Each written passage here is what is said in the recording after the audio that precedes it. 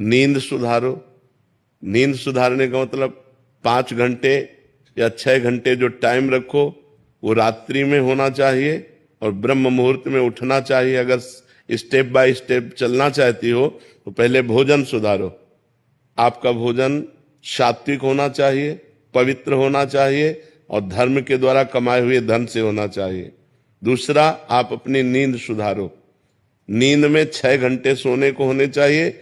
10 बजे से लेकर 4 बजे तक कितना समय हुआ है? हाँ, 4 बजे ठीक ब्रह्म मुहूर्त में उठ जाओ। अगर आपको ठीक चलना है, भजन करना है, तो ये 7, 8 बजे तक जो 9 बजे तक सोते हैं, ये स्टेप बाय स्टेप भजन कर पाएंगे? उनका जीवन ही व्यर्थ है।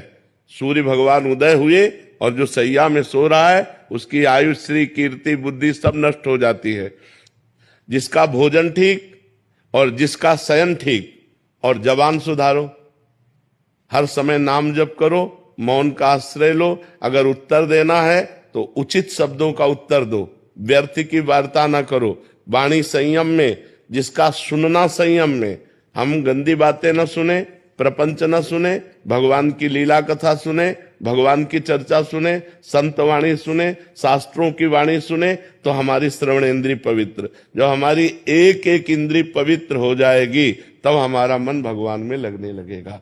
और समस्त शास्त्रों में वर्णन है, नवधा भक्ति से श्रेष्ठ कोई साधना नहीं है।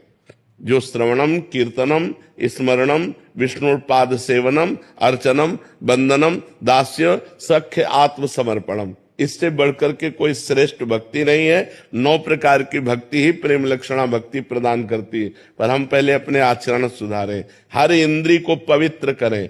अब जो व्यभिचार करते हैं, गंदी आदतें, गंदे आचरणों में, और वो सोचे कि हम भक्ति, तो भक्ति का नाटक कर लें, भक्ति नहीं हो सकती।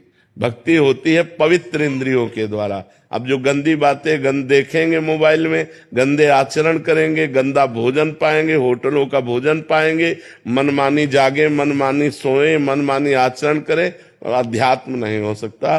वो मनमानी आचरण उनको नरक दुर्गति की तरफ ले जाएगा, भगवान की प्राप्ति की तरफ नहीं ले जाएगा। तो इसलिए पहले सुनना ठीक करो, देखना ठीक करो, बोलना ठीक करो, सोना ठीक करो, भोजन ठीक करो, और फिर 9 प्रकार की भगवान की भक्ति को अपने हृदय में धारण करो। भगवान का ही श्रवण, भगवान का ही कीर्तन, भगवान का ही स्मरण, भगवान का ही पूजन, भगवान ही हमारे मित्र हैं, भगवान ही हमारे स्वामी हैं। भगवान को आत्मसमर्पण, अर्चन, वंदन, इसी से भगवत प्रेम प्राप्त हो जाता है। जी।